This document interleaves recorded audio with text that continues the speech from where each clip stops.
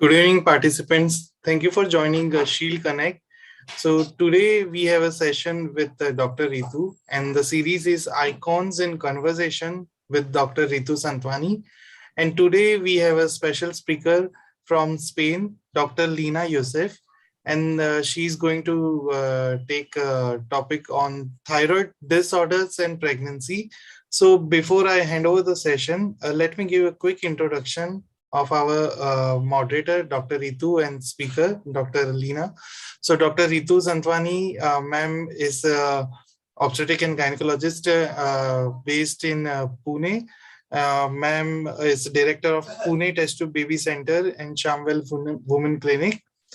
And Dr. Lina Youssef, ma'am is obstetric gynecologist and ma'am has done her maternal fetal medicine specialist in University of Barcelona from Spain.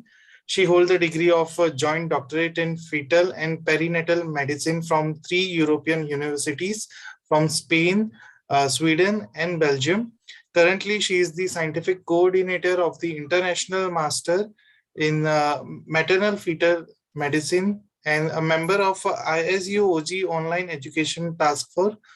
She gave many presentations in international congresses and has been awarded as one of the top 5 new investigators in European meeting of the International Society for the Study of Hypertension in Pregnancy in 2019. So I welcome you, ma'am, on our platform, and I will hand over the session to Dr. Ritu and Dr. Lina. So thank you, Nishant, for the kind words. And a very, very warm welcome to our esteemed speaker for the day today is Dr. Lina Youssef, all the way from the Spain. And warm welcome to all our delegates, our dear friends who have joined all across the geography. So friends, as all of you agree with me that knowledge doesn't know any boundaries and knowledge always increases by sharing. So with this motto, I started this series, the Icons in Conversation with Dr. Ritu. So last year, I have done one series, the Pundit at Dr. Ritu show, that was highly appreciated by all. And this year, we have started this series. So every Thursday, 8 to 9 p.m. Indian Standard Time, I am inviting one of the stalwart all across the geography, and we are going to discuss some of the topics. So today, we are very, very grateful to our dear friend, Dr. Lina Youssef. In spite of her busy schedule, she has accepted my invitation. And today she is going to discuss with us a very, very important topic, the thyroid and pregnancy. As we all know, from the beginners to the senior gynecologist, everyone is getting a patient of the thyroid disorder, either the thyroid disorder with menstrual problems or the thyroid disorders with pregnancy. So what to do? So whether we have to treat the hypothyroidism first and then we tell the patient to get pregnant, or sometimes we are detecting the thyroid levels in the pregnancy. The patient is having a severe hyperthyroidism. So what are the chances of the mental retardation in the baby and how to treat about the hyperthyroidism? So to enlighten all this, today we are having a very esteemed speaker with us, Dr. Lina. Dr. Lina, a very, very warm welcome to you. Now, Dr. Lina, I am handing the dais to you. After the presentation of Dr. Lina, friends, you can ask your questions. So meanwhile, if any questions, please start putting on the chat box. So we will take after the presentation. A very, very warm welcome, Dr. Lina. In our language, we say Namaste. So a warm welcome to you. Now the stage is yours. Yeah. Thank you very much. Thank you for the invitation. It's my pleasure and it's an honor to be here with you today. So as you mentioned, the thyroid disorders are very common in general, in the general population and also in pregnancy. So let's talk about this. Yeah. I will share my screen, my slide. Yeah.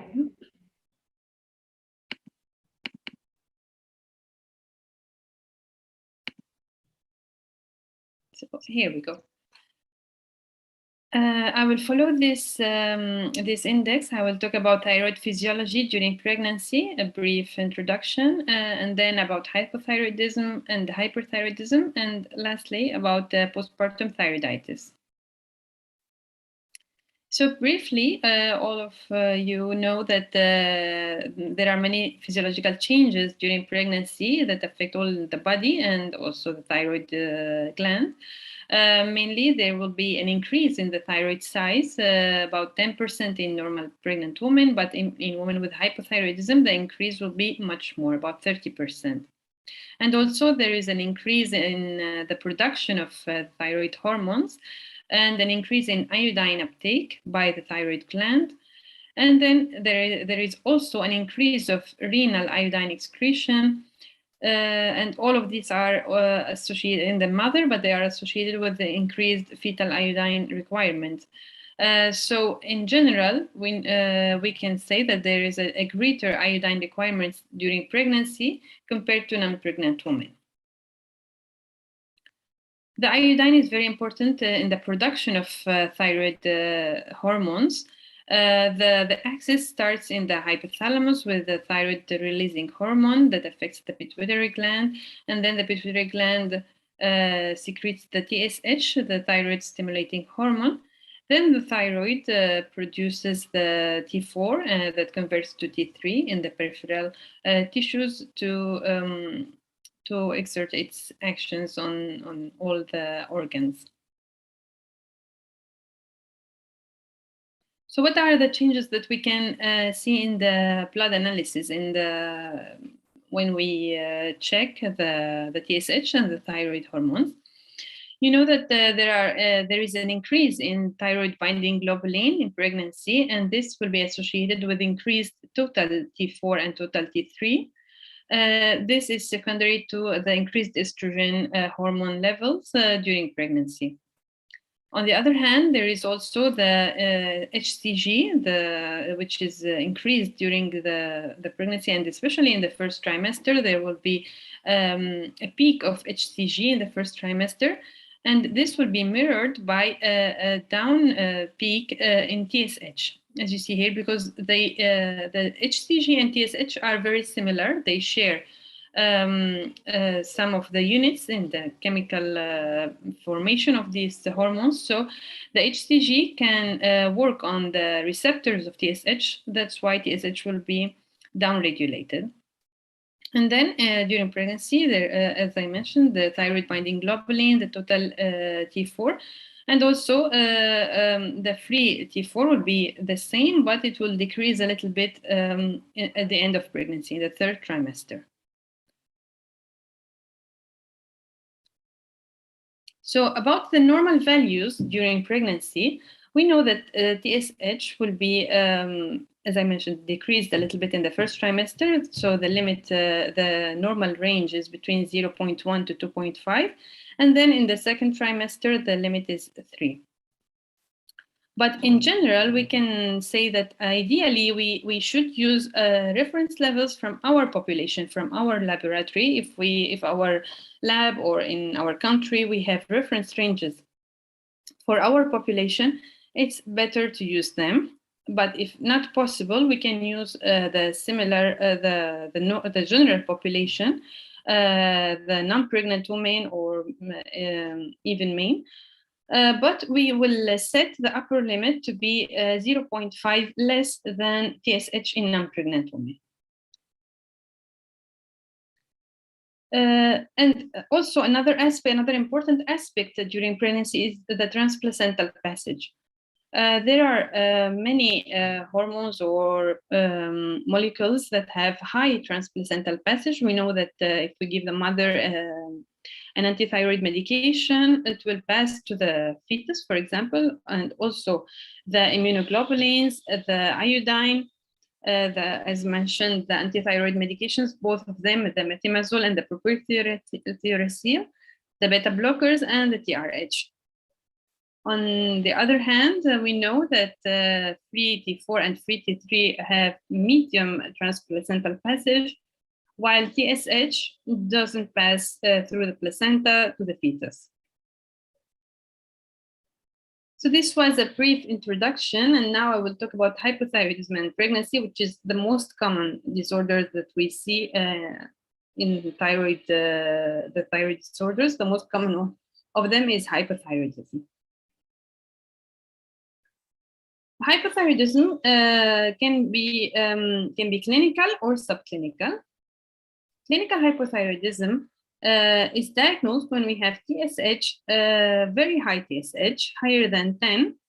As you remember, I said that the limit is 2.5 or 3, depending on the trimester. But here, if the TSH is above 10, so it's very high, and it's associated with with low free T4. Then this is a clinical hypothyroidism. While in subclinical hypothyroidism, the TSH is not so high; it's between 4 and 10, and the free T4 is normal. We have another situation which is hypothyroxemia. It's diagnosed when the TSH is normal, but free T4 is low. And we will talk about each condition in pregnancy.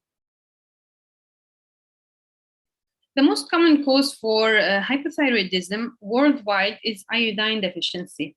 And as you know, iodine is very important, and especially in pregnancy, the requirements are increased, much more increased. So this is the most common cause. While in the developed countries, the most common cause for hypothyroidism, where iodine is supplemented through different ways, and mainly through salt. So here in these countries, in developed countries, the most common cause is Hashimoto thyroiditis, the chronic thyroiditis caused by autoimmune disease. And then there are other causes like subacute thyroiditis, which is related to infections. This is usually not associated with goiter. And also in other cases, there are cases of thyroidectomy or radioactive iodine treatment due to cancer or hyperthyroidism. The problem with hypothyroidism is its difficult diagnosis in pregnancy. If the patient is not diagnosed already before pregnancy, it's difficult to diagnose during pregnancy because the symptoms are very similar to normal pregnancy, like fatigue, constipation, weight gain, also fluid retention, carpal tunnel syndrome. All of these are symptoms that are seen in normal pregnancies.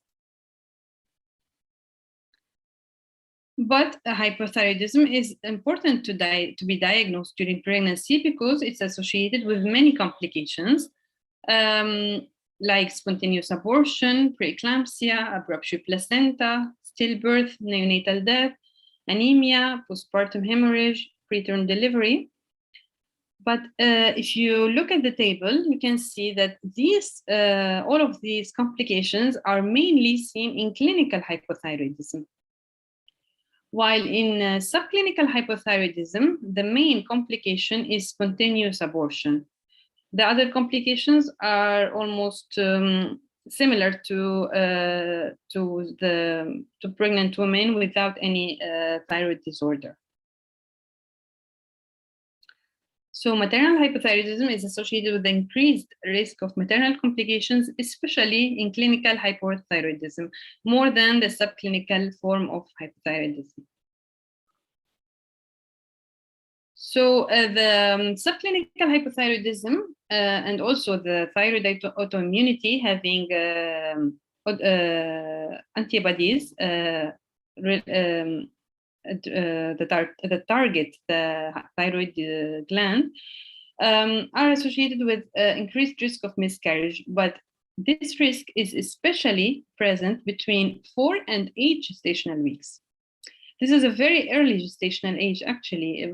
Sometimes we don't see the pregnant woman until after 7-8 weeks. So the risk is at the very beginning of pregnancy. It's not later on. So this is important to keep in mind.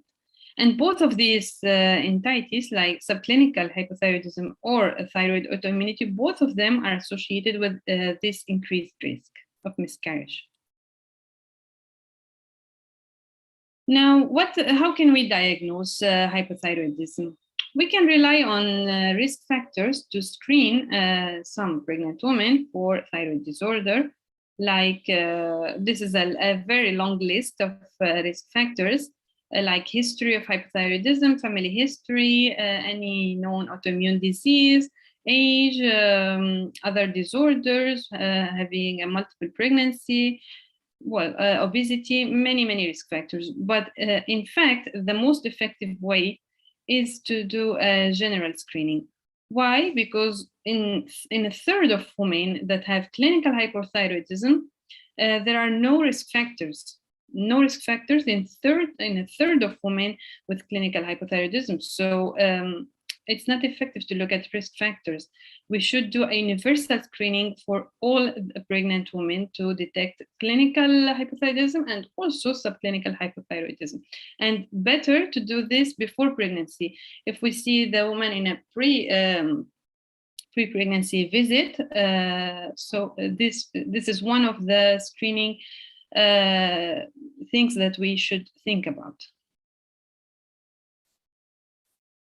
What are the current recommendations in the diagnosis and treatment of hypothyroidism in pregnancy? So this is the algorithm that we follow. We check TSH in the first trimester. We should check TSH in the first trimester. If it's below 0.1, so this is a hyperthyroidism case, and we will talk about it later. If it's between 0.1 and 2.5, this is considered normal. Then if it's between 2.5 but less than 10, between 2.5 and 10, we will look at free T4. If free T4 is normal, this is a subclinical hypothyroidism. In this case, we will check for antithyroid antibodies. If they are negative, we don't treat. There is no sufficient evidence to treat those cases with levothyroxine. In case we need to treat, we should repeat TSH and free T4 between 4 and 8 weeks. In other cases, if the antithyroid antibodies are positive, are present, then here we should treat. So we treat only subclinical hypothyroidism with antibodies. In those cases, yes, there is an evidence to treat with levothyroxine in the same way that we treat clinical hypothyroidism. Clinical hypothyroidism is considered when TSH is above 10. So we should start levothyroxine directly, independently of free T4. And in cases of TSH between 2.5 and 10, with low free T4, here we start also the levothyroxine. So the cases that we treat are clinical hypothyroidism, TSH above 10, subclinical hypothyroidism, TSH between 2.5 and 10 if the free T4 is low, or if the free T4 is normal and the patient has antithyroid antibodies. Okay. And here the treatment is with levothyroxine, and then we need to check every 4 weeks to adjust the dose. Then our aim from the treatment is to get TSH below 2.5 in the first trimester and below 3 in the second and third trimesters. And then we need to follow the checkup all the pregnancy until the third trimester, and adjust the dose until in the third trimester, and also postpartum. We need lower dose postpartum. So this is the treatment, the levothyroxine. Our aim is TSH below 2.5 in the first trimester and below 3 in the second and third trimesters. We increase the dose.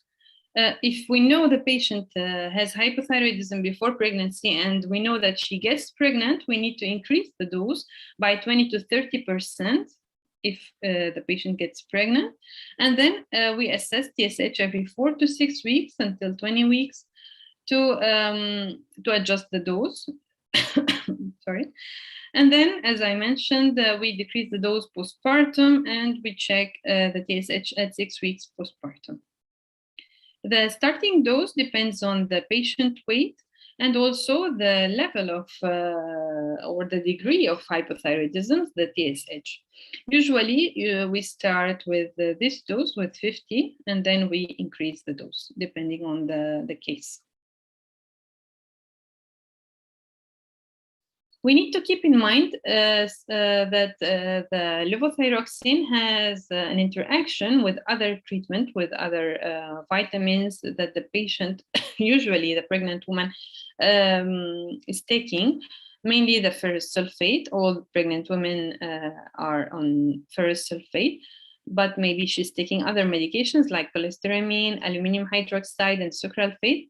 And all of these medications inhibit the gastrointestinal absorption of levothyroxine, so they should be taken in a separation, not together. The patient needs, or the pregnant woman needs to wait 4 to 6 hours between taking the vitamins or other medications and the levothyroxine.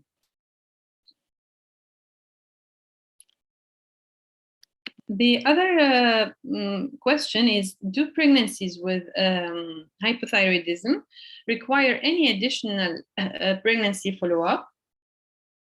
Well, the answer is no. If the patient is controlled, is well treated, then the pregnancy follow-up is as usual. It's the usual follow-up because she doesn't need any other like analysis or any other ultrasound scans. But if she's not well treated, then we should follow up more strictly to detect any complications as soon as possible.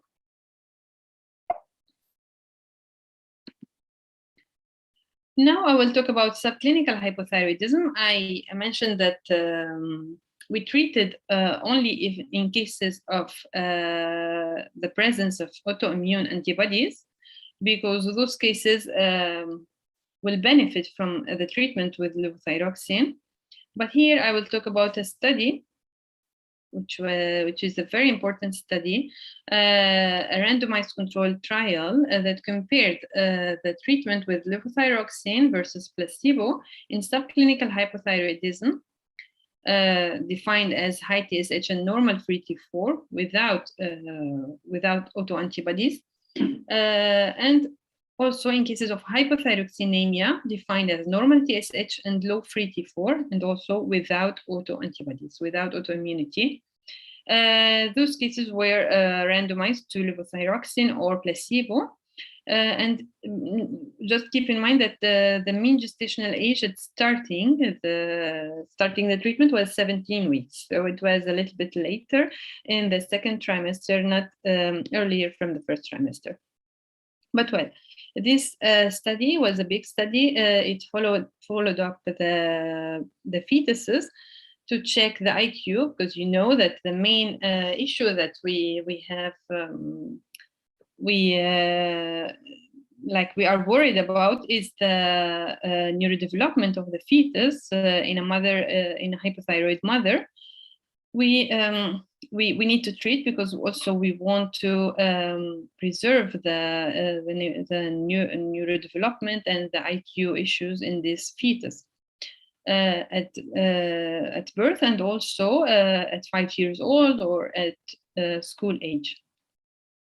So this study followed up the patients treated in subclinical hypothyroidism with levothyroxine versus placebo, or in cases also of hypothyroxemia, but they found no difference between the treated group and the non-treated group in IQ at 5 years of age in both entities. They looked also at other outcomes, at cognitive, motor, language, and behavioral capacities in those fetuses. And also they looked at adverse pregnancy and neonatal outcomes, and they found no difference. So from here, the recommendation of that the treatment with levothyroxine is not indicated in cases of subclinical hypothyroidism. without antibodies. If there are antibodies against the thyroid gland, so yes, we need to treat, and it's better to treat before pregnancy because the risk of miscarriage is between 4 and 8 gestational weeks mainly. So the treatment should be given at the beginning of pregnancy or before pregnancy. Now I will move to hyperthyroidism. I will talk about hyperthyroidism and pregnancy. Hyperthyroidism is less common than hypothyroidism, but it's common. It's seen in 0.1 in 1,000 pregnant women, let's say. But subclinical hyperthyroidism is more common. It's about 2% of pregnant women. The causes are Graves' disease, gestational thyrotoxicosis associated with HCG. I will talk about it in a minute. And also toxic adenoma, thyroiditis, or iatrogenic overdose due to the treatment with levothyroxine and giving a higher dose than what should be given, or other causes as well. So briefly, I will talk about gestational hyperthyroidism. It's diagnosed, or it's defined as free T4 elevation with undetectable TSH. So it's a hyperthyroidism, but in this case, there are no antithyroid antibodies, and it's detected usually in the first half of pregnancy. It's associated with hyperemesis gravidarum and weight loss, about 5%, in addition to dehydration and ketonuria. And this is seen usually in cases of high HCG, like twin pregnancies, molar pregnancy, or choriocarcinoma. The treatment in those cases is based on hydration. The treatment by antithyroid drugs is not indicated because it's a transient disorder, but in some cases we might need beta blockers to control the tachycardia or other symptoms. So this is a transient deity, the gestational hyperthyroidism, but now I will talk about hyperthyroidism, the non-hyperthyroidism due to Graves' disease or other causes, mainly due to Graves' disease. Maternal hyperthyroidism is also associated with adverse outcome like preeclampsia, prematurity,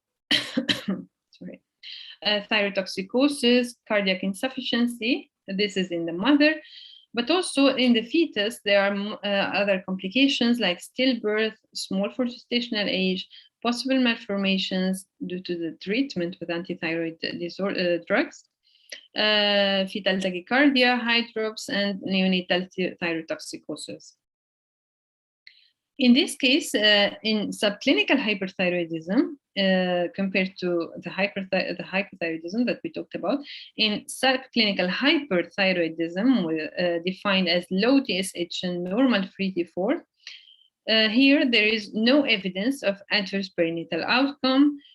So this case is doesn't have any relevance in the clinical practice, the subclinical hyperthyroidism. But the clinical hyperthyroidism, yes, is associated with maternal and fetal complications. What is the treatment for hyperthyroidism? Usually, the treatment is based on pharmacological treatment. We have the propylthiouracil and the methimazole. Both of them has a high transplacental passage, so they will pass to the fetus. That's why it's important to use only propylthiouracil in the first trimester, not methimazole, because methimazole is associated with malformations. But propylthiouracil is also associated with hepatic toxicity. So we use propylthiouracil in the first trimester to avoid the malformations, the risk of malformations. Then we switch to methimazole in the second and third trimesters to avoid the hepatic toxicity, and we know that the main risk of malformations is in the first trimester. Also, we might need beta blockers to control the symptoms that the patient might have, like tachycardia, or any other symptoms. In extreme cases, in cases that are that could not be treated with these medications, we can use thyroidectomy, but the radioactive iodine could not be used during pregnancy.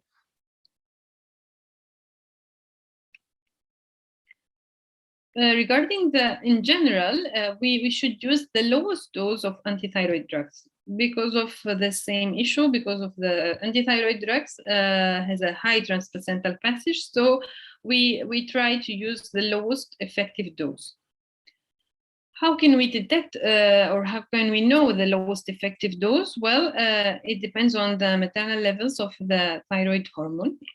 We should keep the free T4 in the upper or near the upper third limit of the normal range, or maybe slightly elevated, but not so high elevated, and not in the lower limit. No, we keep it in the upper limit. So the free T4 depends on the range that you use, but it should be between 23 and 25 picomole per liter, or 1.8 to 2 nanogram per deciliter. If we see that we need a high dose of antithyroid drugs, like propyltyrosine above 600 milligrams per day, or methimazole above 40 milligrams per day, so this is a very high dose. Or if the patient doesn't take the medication, it's not the adherence to treatment is very low, or if she is allergic to treatment. So in those extreme cases, we can consider surgery. We can consider subtotal thyroidectomy, preferably in the second trimester of pregnancy. What are the malformations that can be caused by antithyroid drugs? Mainly associated with methimazole. They are aplasia cutis, as you can see here in this image. We have a case of aplasia cutis. Or also it can be associated with choanal atresia and esophageal atresia. So the risk is present, it's there. While propyltyrosine is mainly associated with maternal hepatic toxicity.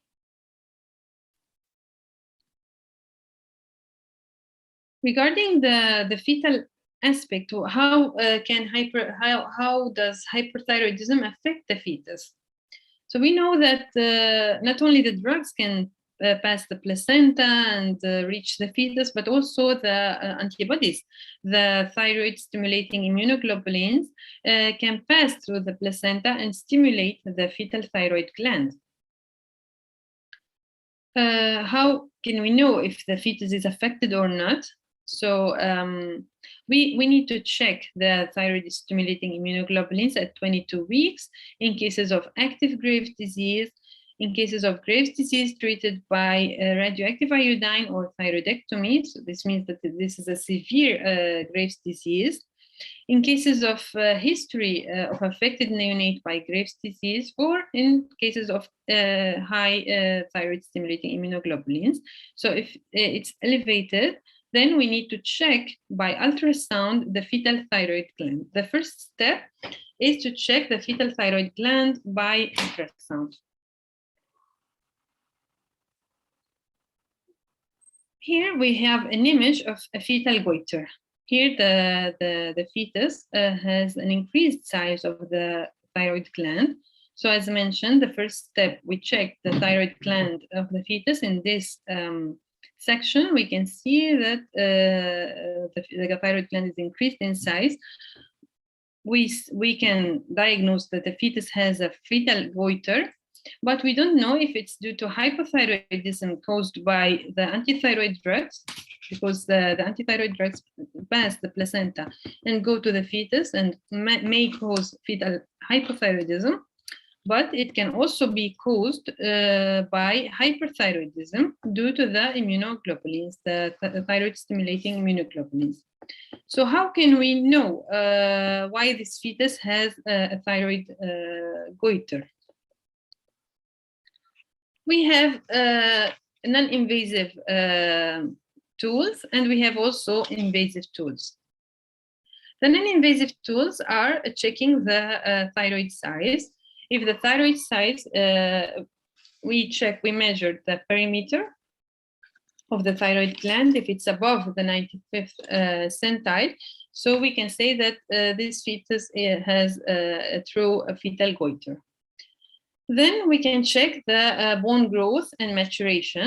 If the distal ossification centers of the femur at 32 weeks are ossified, then we can say that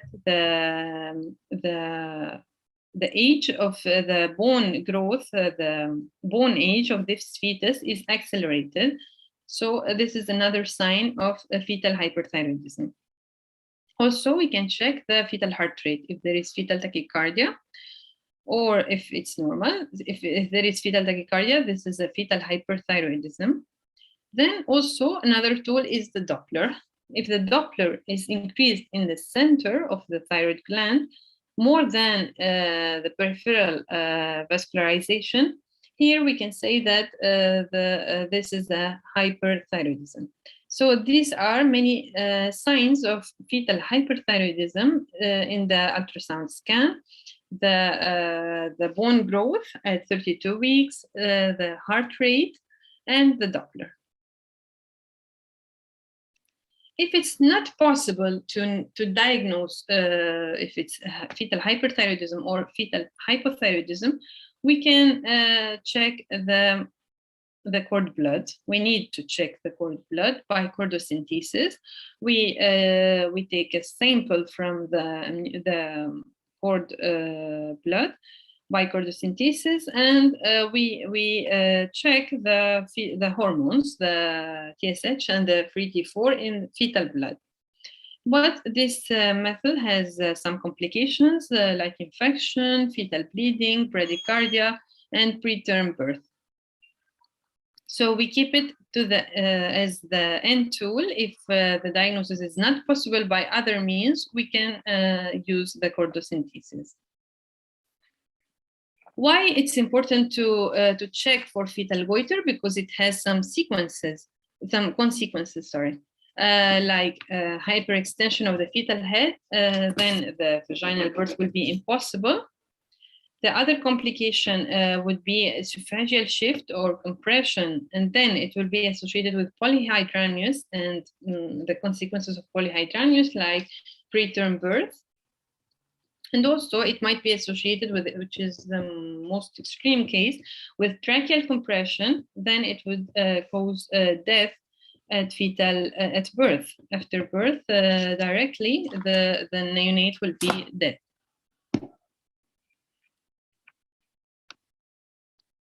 How can we treat fetal hyperthyroidism? If we diagnose that this fetus has fetal hyperthyroidism, the immunoglobulins that causes Graves' disease are passing through the placenta to the fetus and causing fetal hyperthyroidism. Here we need to increase the dose of antithyroid drugs, because the antithyroid drugs pass to the fetus and might help us in treating this condition. But in this case, we need to give free T4 to the or levothyroxine, to the mother, because of the increased dose of antithyroid drugs. In the other extreme, if the case is a case of fetal hypothyroidism caused by the antithyroid drugs, but we cannot lower the dose because the mother needs this dose, then here we need to treat with intraamniotic or intravascular levothyroxine.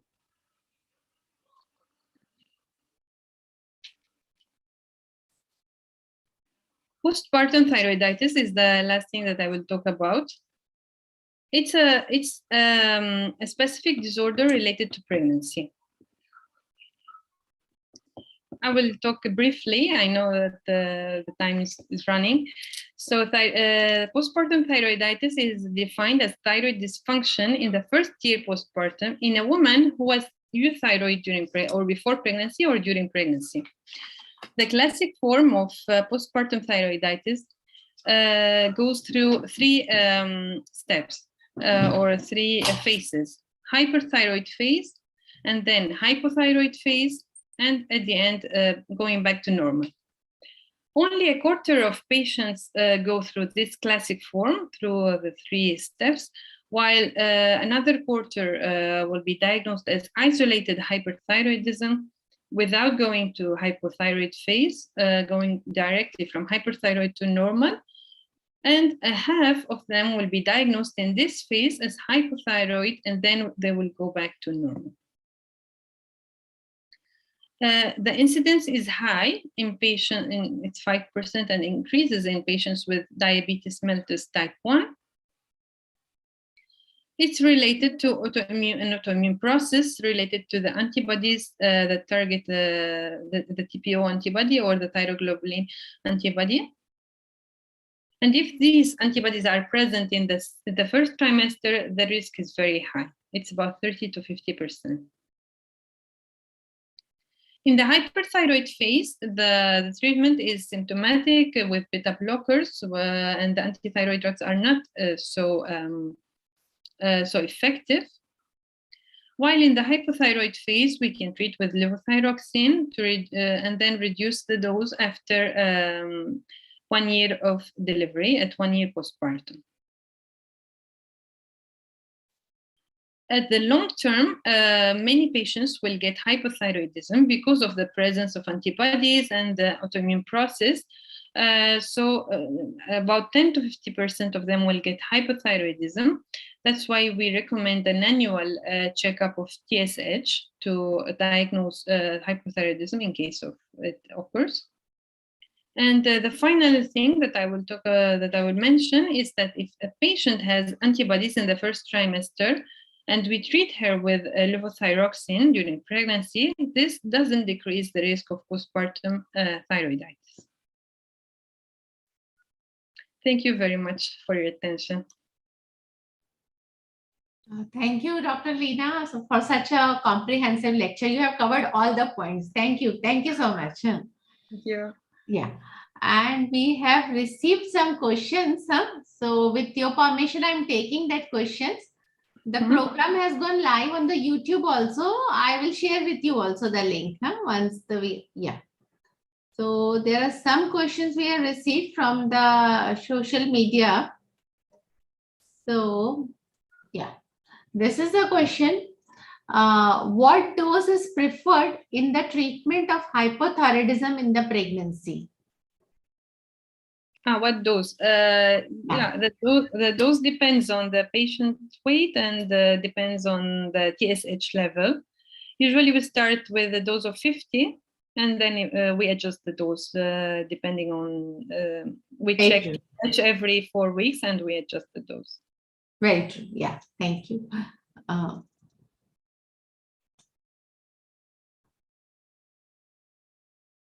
This you have already covered. Actually, I think doctor must have joined late. This is the question. What is the alarming changes that indicates that the pregnant woman may have thyroid problem? Yeah, we talked about risk factors. We have a list of risk factors, but we recommend actually having a screening, a general screening, a global screening for all pregnant women if possible, because even with a long list of risk factors, some women don't have risk factors and they have hypothyroidism. Very true, very true. So request to the friend, because this question is coming as anonymous. So those who have joined late can go through for the lecture on the YouTube. Dr. Leena has beautifully covered everything in her presentation. Now one more question has come. Yeah, just a second. Yeah. Can the lady breastfeed the newborn baby if she's on methimazole or propyl thiouracil? Yes, she can, no problem. Yeah. And now another question. This also you have covered regarding this postpartum hypothyroidism. Yeah, this is again one question. Yeah, how can one know if the female is suffering from postpartum thyroiditis? Yeah. Well, it's common. First, we need to keep it in mind because it's very common. But also the symptoms are very similar to postpartum changes, physiological changes sometimes. But if the symptoms persist after 4 weeks postpartum or 6 weeks postpartum, then we would think because postpartum hypothyroiditis. Hypothyroidism or thyroiditis could happen until 1 year postpartum. So if the patient has a lot of fatigue or weight gain, then we need to check for TSH. Yeah, thank you. Now a very, very interesting question by Dr. Nishant only. So he's asking, what's the effect of the COVID on thyroid tissue in pregnancy? Because these days everywhere the COVID. So in your experience, do you want to comment anything on that? The vaccine, you mean, or no, for overall the thyroid disorders and COVID? Any relation you have find or any studies have come on that? Well, I'm not aware about studies between thyroid disorders and COVID. Maybe COVID, there are studies about COVID in pregnant women in general, but thyroid patients with thyroid disorders, I'm not aware. But it's really interesting. Yeah. Sorry, Nishant, I am also not aware, so I must have answered you. Sorry. Dr. Shanmughi Priya, you have any question because she has just raised the hand.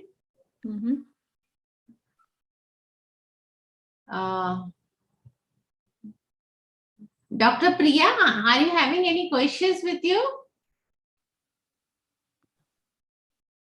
I think by mistake she has.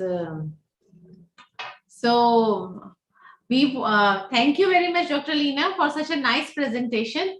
Now, as the program name is the Icons in Conversation with Dr. Ritu, so now I'm going to ask you some non-academic questions. Okay, so so you have to answer that briefly in one word, without thinking much. Okay. So now starting with this, your favorite color?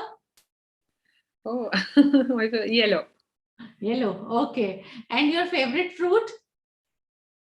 I don't know, it's difficult. Watermelon. Watermelon, okay. And you are coffee lover or tea person? More tea person. Tea person, okay. Yeah. Okay. Any of your favorite place where you have visited? I visited Singapore. I like it very much. Okay, great. Other thing, is it your aim from the starting only to become a doctor? My aim. Well, I love to improve women's health or women's life in general. Yeah, this is my aim. Okay. So, any of your childhood memory which you want to share with all of us? Anything which you want to share with all of us? Well, I don't know without thinking. Not able to recollect, okay.